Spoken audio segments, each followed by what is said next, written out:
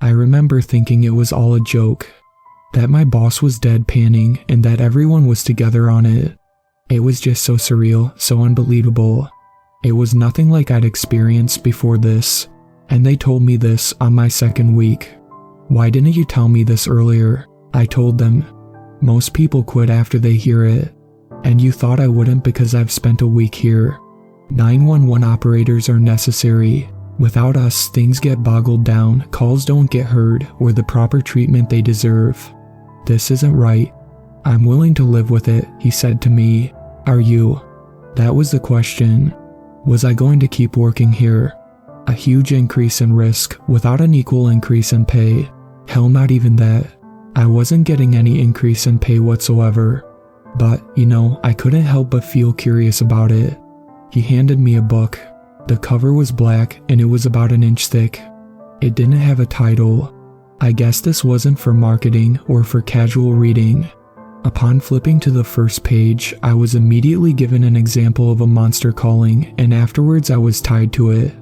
I got the whole week for myself just to read and learn from that book, my own little type of Necronomicon, or I wager operaticon. I couldn't believe most of the stories on there. I kept repeating to myself, this just can't be true. Oh, how sweet summer child. The first thing I learned was that you should never, under any circumstances, give them your real name. Fake names were a coin toss as far as I could tell, because they were really nicknames. And what was a name if not the original nickname? The way to circumvent this was simply to give someone else's name. I gave Petra my coworker's name, and she gave mine, Marie. You'd think that would be stupid. At the end of the day, the creature still has our names, but it's not the name that's important. It's the giving of the name. It's like consenting to something. Some of the monsters were really insistent on getting my name. That's how you knew something was up. If they keep asking for your name, even after you've given them someone else's name, they got clever in how they did it. Here's an example. Date, August 21st, 2022. Time, 22:13. 911, what is the nature of your emergency? Might I ask who I'm speaking to? Yes, this is Petra. How may I help you? Arg, wait, I didn't hear you. Could you repeat that? My name is Petra, sir. Is it alright if I call you Alexandra? No, my name is Petra. Please refer to me by it. You're a filthy little liar, Marie. I'll find you. Tall ended. I remember my complexion turning pale white and my hands shaking as I put down the phone. I decided that I needed a quick break and stood up from my chair and moved towards the resting room. Petra stood there, and when she saw my expression, I think she realized what had happened. She hugged me and I almost broke into sobs. In these moments, I'd been advised to think about the reason I'm here, about the times I've helped people. What happened? She asked. Somebody called asking for my name. I didn't give them it, and then they somehow knew my name and spat at me. Was their voice dark and rough? Yeah. Did they try to call you Alexandra perchance? Yeah. Do you know him? That freak's been calling for years now. It was good that you didn't let him call you Alexandra. That would be the same as giving him a nickname. That's what I figured. He's one of the milder ones. I probably shouldn't be saying this, but one time he called a recruit. They came to me later and told me that they'd given their names before the call ended. They didn't show up the next day. Sometimes people from another universe would somehow call in. I didn't know how it worked, but they'd be crying over some sort of disaster, desperately pleading for help. But when help arrived, they'd see nothing off there. I reckon it had something to do with multiple phones calling at the same time, maybe the same number at the same spot. The different types of disasters that had struck humans that sounded just like me was absolutely terrifying. A plague spreading, a meteorite, a tsunami, a storm, something Essel deciding it no longer wanted to sit still, that type of thing. But sometimes the threats didn't come from the phone. They were in the office with the rest of us. I remember one day going to work and finding an exact replica of myself sitting on the chair, taking calls, smiling, helping. I tapped her on the shoulder, and when she saw me, she calmly stood up and walked away as if nothing had happened. When I asked my co-workers about it, they seemed fairly calm about the whole thing. Couldn't tell you two apart. There'll be the warning calls. When those come, we're instructed to forward it to some sort of organization. It was usually cults I'd never heard of, warning me of a mistake they'd made when they summoned one of their own. Here's an example of the more freaky ones. Date, February 26, 2020, time 20:43, 911, what is the nature of your emergency? Disaster, the voice on the other side spat. Little girl, the world as we know it will be destroyed. The whole world as we know it will disappear entirely. They have been released, unchained, free, angry, furious. Sir, could you be more clear? Clarity is a sin, not a virtue. Listen, little girl, don't ever acknowledge them. Don't say their names. Hell, the only way you stay safe is by ignoring them. Do you understand? Sir, could you describe them a little bit more? That I cannot do. Are they around you? If they're around you, tell me you couldn't hear I just said. I didn't catch that. How many? 100. Where are you? Far beneath Washington. Very well, sir. I will be connecting you to those proficient in dealing with these matters. Please hang on. I didn't hear much about this afterwards. There didn't seem to be any consequences of it until a picture of a large, gray, statue-looking creature being shot down was posted online. I had a terrible feeling then. You'll get the normal horrors, the expected ones. A girl calling after failing to wake her dead mother, or a serial killer wanting to brag. You know the worst part about those? I just couldn't care anymore. I felt like I'd been on a vile gore site, and then I saw a common wound. It just didn't elicit any emotions within me. It felt childish almost. It shouldn't, but it did. I worried during those moments. I felt there was something seriously wrong with my head. I couldn't help but think that wasn't just a feeling. Sometimes I wasn't allowed to hang up. Sometimes hanging up meant pissing the other end off, and with some creatures that was the last thing you wanted to. They'd sit there and describe their horrific act in detail as if they had all the time in the world, and I was forced to sit there and listen. Nothing else I could do. Absolutely nothing. If they told you to keep listening or to turn the call off, you had no choice in the matter. Hell, sometimes they could sense if you weren't paying full attention, and they'd stop and ask you about it. Marie, are you paying attention? One time, I'd heard one of my co-workers throw the phone against a wall. Their face was red, and they looked seconds away from shrieking. Even when we tried to talk to them about it, they wouldn't budge. The next day they called me, panicking. I could hear some sort of shrieking noise from the background. The call ended abruptly. I never heard from them again. That was the thing that scared me the most. It was something entirely different to have somebody you cared for disappear. It was just as real as the deaths you heard about logically, but psychologically, it wasn't a number or a name disappearing. It was a person, their identity and personality perishing alongside. And my brain understood that, not just in an intellectual way. So yeah, I never hanged up first, except for one time. One time I was supposed to hang up. It was if the caller on the other side said goodbye, a simple word, but one that had to be respected. As you could assume, there was consequences to not following that rule. They found you disrespectful. The ones that told you when to hang up always spoke slowly. That was the way you'd identify them. I don't know what the hell they were. Probably some sort of sick monster. No, certainly some sort of sick monster, but one that really valued their goodbyes. Compared to the other ones, they're not all that bad. They really just call in to speak about their day and how it's gone. It's a regular conversation, nothing odd about it. Forward and back until the goodbye. And that's the end, always. Not ending the call at goodbyes is like not turning the car when there's a cliff ahead. Certain peril, no question about it. It was a really stupid way to go about things, and I really disliked it. It's tricky, but that's the way things went here. One time I didn't follow that call. After I shut off the call, something strange happened. My screen turned black for a mere second.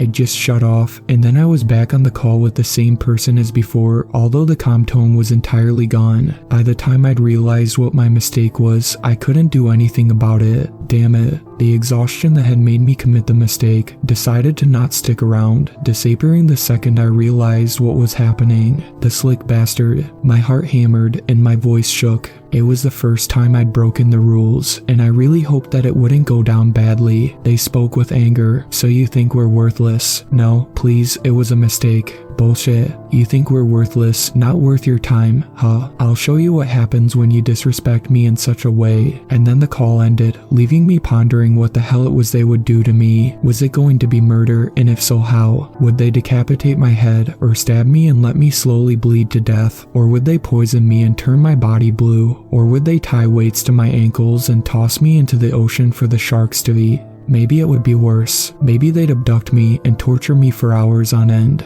I'd heard calls of torture victims. Their voice had a certain quality to it. It sounded entirely broken. There was no confidence or spirit in there any longer. I had no doubts that would happen to me. People had a wrong conception that they'd be able to survive torture. No, not a chance. I couldn't pinch my arm for more than 10 seconds without wanting to scream out in pain. What if that happened for hours on end, day after day? I'd lose it. Something inside of my brain would snap. I'd stop functioning, my eyes would lose their glint, and drool would slowly escape my lips without having any clue about it. That's the type of person I could become, and that prospect terrified me like nothing else. Just the mere thought of it happening was enough to dose me full of anxiety and stress, and I didn't want to deal with that whatsoever. I needed to make things right before they did. How though? I tried calling the number back, but of course I got no response. Fortunately, we had a type of emergency tool we could use to locate the phone's location. It used GPS, although I'm not going to act like I understood it at all. Although I'll say right now that I had never been more thankful for the feature. The call was coming from town, from an abandoned building, and I knew that I had to head there or that something infinitely terrible would happen to me. It was a strange thing to fight against my own body in this manner. The parts of me unable to understand reason though this was a terrible idea. Heading straight into the forest was absolutely terrible and also terrifying. My feet were heavy and refused to lift from their spot. I had to strain with each single step towards the spot. My body shivered and shook. My heart deafened me. It was one thing to fall to death. It was another thing entirely to walk to it. Eventually, I reached the abandoned house. It was raining outside. That was something I realized as I stood in front of the door to the abandoned house. I hadn't even noticed that until I reached the door. It was like somebody was playing a game with me. I didn't like it one bit. Not right now. Not when the truth could be falsehood, and falsehood could be the truth. That's the thing with creatures like this. You never know exactly what to expect. It could be the best thing ever. That was probably how the monsters experienced it. Just free food. Free undefensible food. For what the hell were you supposed to do when faced with the unknown and ununderstandable? I sure as hell didn't know. Pray for the best maybe. Maybe that's why gods were such a widespread phenomenon. Humans needed something, some way of combating these creatures, and they found an answer that could work every time. A promise that everything would turn out well, not given to you by another human. That would be worthless. No, it was given by the big guy upstairs. I knocked on the door, but I got no answer, but footsteps came from deeper within the house. I knew for a fact that there was something there. I cringed, and my body took 3 steps backwards without me knowing about it. It just never came into my awareness. I knocked again, careful not to break the door. If hanging up on this creature was enough to get me killed, then I wouldn't want to imagine what breaking its door would do. Whatever chance of forgiveness I had would disappear. Wood creaked, and I prepared myself. Something was approaching the door. I put on a smile. I didn't think it would convince them, but at least it would partially hide the absolute horror covering my face. The door opened. Dread, horror, terror, a fake smile, shock. There was a human standing there. Her face dripped of blood and her hair was loose. I don't think there was more than 10 hair strands. It looked to be in terrible condition. I thought my smile was terrible, but hers was even worse. She looked scared, more scared than I'd ever been in my life. I wasn't sure what to do. Hello? What? She spat. I'm the 911 operator. Somebody in this house called, and I've come to apologize for my rude behavior. Okay, I will speak to it for you. My head jerked right when I heard the shutters on the window to my right rustle. Had it been watching me, my body unwillingly shook with disgust. The girl saw my response and frowned. Fuck. She was about to shut the door when I gripped it and held it open. I couldn't let things end like this. It wasn't hard to open it up. Matter of fact, she was remarkably weak. When I looked at her arm, I noticed only bones. You don't deserve this, I whispered with a shaky voice. Let's hope its hearing isn't great. She didn't say anything. Damn, why aren't you saying anything? What are you thinking? I kept talking. You know that thing's a monster. I can get you out of here. Really? She whispered back, her eyes turning glossy. Yes, I said, happy that I'd gotten through to her. Alright, wait here, I'll go and talk with it. The door closed, and I heard her walking away into the room to the right. They spoke in whispers. Her tone was entirely different from the way she'd spoken with me. Instead of spitting or cursing, she was calm and pleasant, as if she was talking to a temperamental child. She walked back to the door and opened it. "It wants to see you." I swallowed dry saliva and stepped inside. She clutched my arm and pulled me close. "Don't break eye contact." The creature wasn't what I'd expected. It certainly wasn't threatening. It was barely half a meter tall, had one eye, was bald, and walked quickly on two legs. It looked at me with an eye of scrutiny. I didn't know if I should laugh or jerk back in disgust. Was this the thing I was so terrified about? "Chloe," it said, "go make us tea." "Very well, master." When she had left, he came closer to me. I made sure to keep eye contact, and no matter how much I wanted to scoot away from the filthy little rat, I stayed still. I didn't want to piss it off just in case. "You know I heard you," it said. "You called me a monster." "No, you must." His hands were on my neck, clenching. I couldn't breathe. There was a lot of force in his wrists, much more than I had assumed. I hadn't seen him move. Not a blur. Not out of him being too fast. No, our positions were different. He wasn't standing in front of me. He was standing on the couch beside me, and his hand extended to my neck, clenching. It had all been instantaneous, like all the moments in between had been removed. "But," he said with tears in his eyes, "I trusted her. I gave her a home. I fed her and she stabbed me in the back. Fed her. I couldn't." At that moment, my fear seemed to shift somehow. Instead of running away, I wanted to fight somehow. Through a strained voice, I gave him a piece of my mind.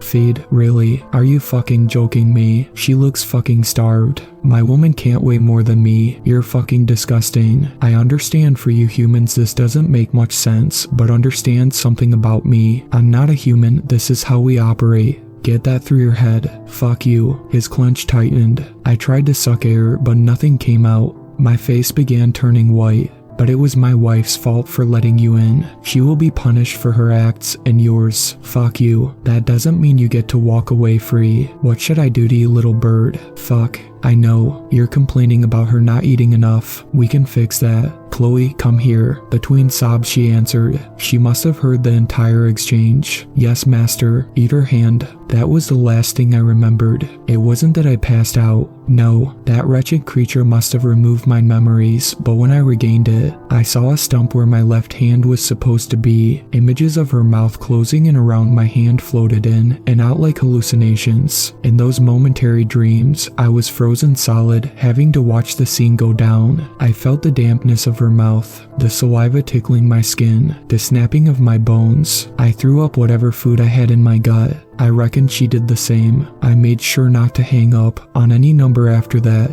I also got into the habit of sending teams to those monsters occasionally, the type of teams specialized in hunting those disgusting things. I wasn't supposed to do that. Those teams were there primarily for disaster prevention. The government thought that as long as these monsters aren't actively hurting other people, it's fine, and we should let them live. Not a chance, not even one. I stopped caring about lying, and I just tried to get as many of them killed as possible. I couldn't do it too much, or I'd be fired. I'd do it enough to get to the edge of being fired before I stopped and let their anger for me reset. There wasn't many willing to do my job, so that was probably why I still had it. There was a perk to being necessary and not easily replaceable, and that was that I had way less shits to care about. I could keep going until I became more of a harm than a threat. It reminded me of another time. Sometimes when people call in, the terrible act hasn't happened yet, just the start. The preset, what happens before, and as they describe their situation, I realize more on what's going on. There's usually nothing to be done. Death was usually the best thing waiting for them. Nowadays, I just try to lead them to a moment of calm before their life ends. Let them enjoy the little time. In the past, I was naive. I thought I could save these people if I gave them instructions. Failure after failure segmented in my mind that it wasn't possible, that some disasters were to be accepted, not avoided.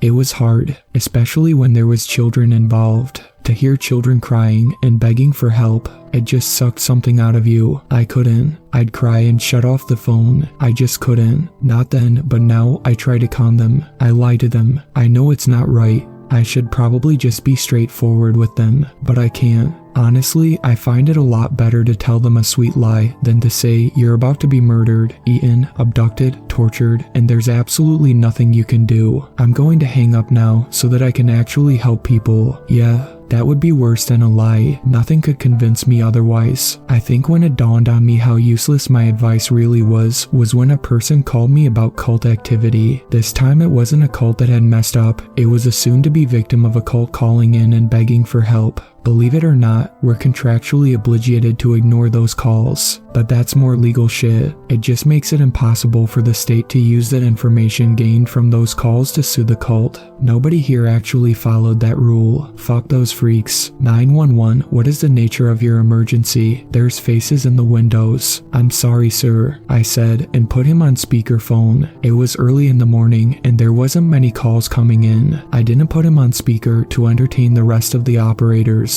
I put him on speaker because I knew this wasn't going to be an average call, and everybody's experience and expertise would be needed. Please say that again. White faces. I think they're masks. Pushed against the window. Black eyes. I can't see the rest of their body. My coworker, Tom, pushed the mute button as he said, "This seems like the Black Moon cult. These fuckers are vicious. We could send the cops there, but they'll probably be done by the time the cops arrive." He removed his finger from the mute button. "Alright, sir, could you tell me your address?" He gave us his location. "Alright, cops are on their way. Are you alone at home?" "No, my wife is here and my 3 children, 2 boys and 1 baby girl. They are currently sheltered into the upstairs room." Petra pressed the mute button. "Wait, isn't that the cult that watches people get slaughtered?" "Yup," Tom said. "They've planted people all over the house." Snatching his hand, I pulled it away from the button. "Grab a weapon." "What?" I said grab a weapon. "A gun preferably, not a knife, absolutely not a knife. Something long and blunt.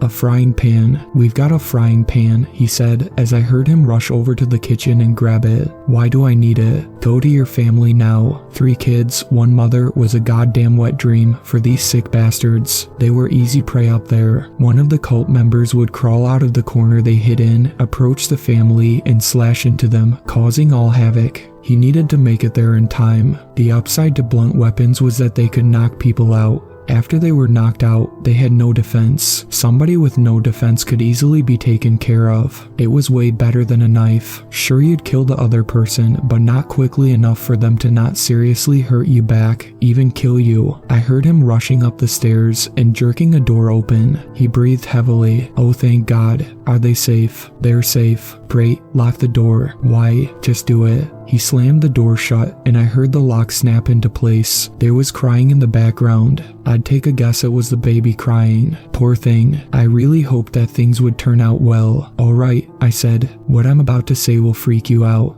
One of them is in the room already." "What?" he said. I could imagine his head jerking around as he tried to figure out what happened. But then another noise took his attention. They broke the door of their house open, and I could hear multiple men rushing in. His breath quickened. "Search the room carefully. Check under the bed. Check the ceiling, the wardrobe, everywhere. Remember, cops are on their way. Just survive long enough." Fuck, he said, his voice getting further away from the phone occasionally. He was really searching the house. "I need you to calm down." Christ. The words sounded ridiculous even as I said them, but it was true. He needed to calm down. It was necessary. Panic wouldn't do him any good, except for strengthening his muscles for a strike. "I am fucking calm," he spat. I could hear him stomping around the room. Suddenly, his wife shrieked. I knew something terrible had happened. "You fucking bastard." The sound of metal smashing bone was a satisfying one on movie. In real life, it was a gnarly, disgusting sound that made you cringe with disgust and jerk away from the sound as much as possible. There would be one thunk and then another as the head smashed against the floor. "You fucking bastard," the man spat. The frying pan banged into flesh again and again and again. The door to their bedroom began shaking. I could hear the people on the other side desperately trying to get through. Tom pressed the mute button. "I reckon we should end the call here. We can't just abandon him. He's already dead. The last thing we want is to catch the attention of those sick fucks. Fuck them." I stood up screaming. "This isn't right. It's never been. Welcome to the world, sunshine. Now hang up." "No." Petra joined the conversation. "Hey, I think he's got a point. There's no saving them at this point. We can try. How far away are the police?" 10 minutes. "We can work with that," I said and unmuted. Tom, you there? Hello? I hadn't been paying attention to the noise. I just heard screaming. Raw, guttural screaming. That couldn't be good, but who knew who it was screaming? The cultist Sir Tom. Alright, I knew. Hello? A deep voice came back. Doc Tom, this is 911. Yes. What are you going to say? That I broke the rules? That you did, but this was simply excellent. The fury, the passion, the raw emotion this man displayed was simply delicious. We'd like a recording of the call. Fuck no, I said. Fuck all of you. You're not going to get shit. You're going to regret saying that. That was the last thing he said before I ended the call. At the moment, rage filled me and made me not care for his threat. It felt like such a small thing, entirely meaningless in front of my rage. This piece of shit was going to get it. I walked around the office fantasizing of all the ways I would get this fuck. I would send every goddamn agency made for this at them, and I'd make sure their entire cult collapsed. Oh, how I'd fucking destroy them. Then my rage disappeared, and I couldn't believe what I'd done. I'd rejected the wishes of a cult so established they were included in the Black Book. Oh Christ, I was dead. They'd play their sick little game on me. Fuck. They'd probably already found where I lived and went there. I can't go home, I muttered to myself. Home meant death, something that was a mere game to those freaks. No, I'd have to stay in the car until this whole thing quieted down and they relaxed. That was the plan. That was what I ended up doing. I sat in my car with the engine on, stopped at a road. I was in a spot where I could see my surroundings clearly. Nobody would be sneaking up on me, that was for sure. My panic wouldn't let me sleep for the whole night. I sat in the chair, my pupils jerking in all directions, expecting the cultists to pop up at any moment. Despite my brave front earlier, I really didn't want to die. I fell asleep at dawn. I must have slept through the entire day of work. I'm sure they wouldn't mind with the current scenarios. Hell, being hunted by a cult was probably one of the best excuses there was in the business. But I realized that I hadn't woken up to the sun. The buzzing of my phone must have done it. I looked and saw that I had a missed call from an unknown number. It had just happened. The phone started ringing again. Almost instinctively, I picked it up. That's what being a 911 operator will do. What's the nature of your... Hey Marie. It was the same dark voice from before. I shuddered. It just made the thing more real. Before this call, I'd believed of a slim possibility of them just letting it go. Nope, not a chance. That was clearly not happening. They were not going to let me off the hook. So, you haven't been coming home, have you? He could hear my loud breaths, but I didn't want him to. I didn't want him to know that I was scared at all, or that this was impacting me, but there was no hiding it. I was having a tough time holding a mental breakdown away. The breathing was a necessary sacrifice. You guys are sick, I spat. All of you, Marie. At least we're not camping out in a car. A thick arm cloaked in black wrapped around my neck and squeezed. I saw one of the cult members sitting in the back. I couldn't get any breath. I had already had a tough time getting breath, but this made it even more difficult. I saw him in the car front mirror. He wore a white mask with black holes as eyes, like Scream, except the eyes didn't look like fabric. They looked like the void, and I could see them spinning, circulating slightly. The hand stopped squeezing as hard, letting me take nervous breaths, but it remained there around my neck, and there was absolutely nothing I could do. This was it. This was my death. I knew it. So Marie, they said, we recognize the value of 911 operators and would not like to hurt the community if you give us a recording of the tape. Sure, fucking fine. I knew you'd come along. The cultists must have entered the car when I was sleeping. I wasn't sure how they got past the locks without me noticing. Probably some fucking witchcraft involved in that. Although, even though he'd almost taken my life, it was comedic seeing him simply open the car door and stepping out. He didn't follow the road back. He didn't follow it forward. The man marched off into the woods with a confident walk, as if he knew exactly where to go. He really convinced me that he had somewhere to go, but I doubted it. This was the middle of the woods, and there was no way they had so much control. Hanging up the phone, I drove back to my office, got a tape, and sent it over to them. It wasn't something I was proud of. Honestly, in my dreams I stayed resistant and told them to fuck off, but it was different in real life. I wanted to live my life. I guess when my life was being threatened, just a few seconds away from death, clear death, not some sort of sudden heart attack, things became really clear to me. I wanted to live, so I gave them the tape. Again, I'm not proud of it. I personally removed it from our data storage so that I'd never have to relive that terrible moment, but they have it, and they probably love it. quite frankly, the more I work this job, the more I understand why nobody around me seems to care one bit about anything happening. Day in and day out, terrible things happening, monsters, cultists, disasters. It's all terrifying. It all left me feeling wrong. But, I'm just a person. At the end of the day, I'm doing this job to pay my wage, just as I thought at the start. There's just extra complications, extra rules, and when you get good at following them, and when you know the book inside out, it adds a lot of flavor to the job. I say that, but honestly, I would never ever risk my life again in the way I did. I've done it too many times. It's never paid off. I've never changed anything. Actually, I've made it significantly worse sometimes. What was that phrasing? The road to hell is paved with good intentions. Screw the intentions. Emotions know better. The fright, horror, terror, and dread were clearly there for a reason after all. They told me to stay away. I'd ignored them once, but now I listen to them. They're on my side and I know that very well. They're working to keep me safe from all of the shit out there. Maybe I'm a coward, but at least I'm alive, and that's way better than a dead man. A fool if you ask me, but that philosophical nonsense was just nonsense. I'm just a frightened girl. I don't know what to do, and honestly, that's pissed me off. But hey, I don't know what to do.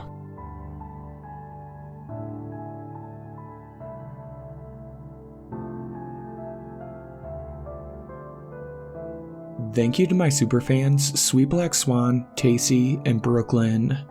I really appreciate you guys supporting my channel, and I look forward to making more content for everyone.